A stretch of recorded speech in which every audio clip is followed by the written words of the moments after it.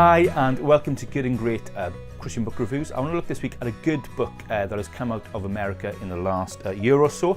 It's called Uncomfortable, The Awkward and Essential Challenge of Christian Living or Christian Community by McCracken. I love this book, and the reason I love this book is because he is basically standing up and saying we need to get away from the consumeristic culture of church. We need to stop going to a church and saying, is this the right church for me? Does it have my music? Does it have my style of preaching? Is it with my kind of demographic? And rather, we need to reclaim a New Testament idea of church, which is Jew and Gentile together, all ages together, a muddled community together, which is actually very awkward.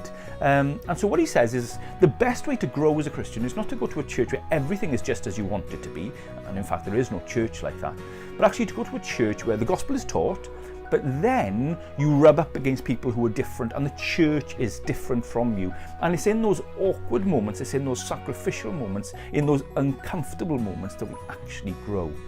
I think this book is great for two types of people in particularly. Firstly, if you're looking to settle in the church and you're struggling to settle in the church, this is the book for you. It'll help you to know what to look for, and it'll help you to understand why perhaps the perfect church isn't the perfect church for you. Secondly, I think this book is helpful if you're struggling in your church. If you're in a gospel church and there's things about the church that are winding you up, maybe they're not into global mission enough, maybe they're not into social action enough, maybe the preaching isn't up to scratch enough, whatever it is, this book is well worth reading.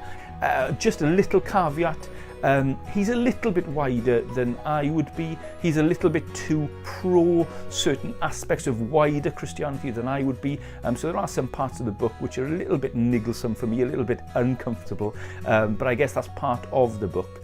But I can wholeheartedly recommend this book. It is a good book and well worth reading. Enjoy.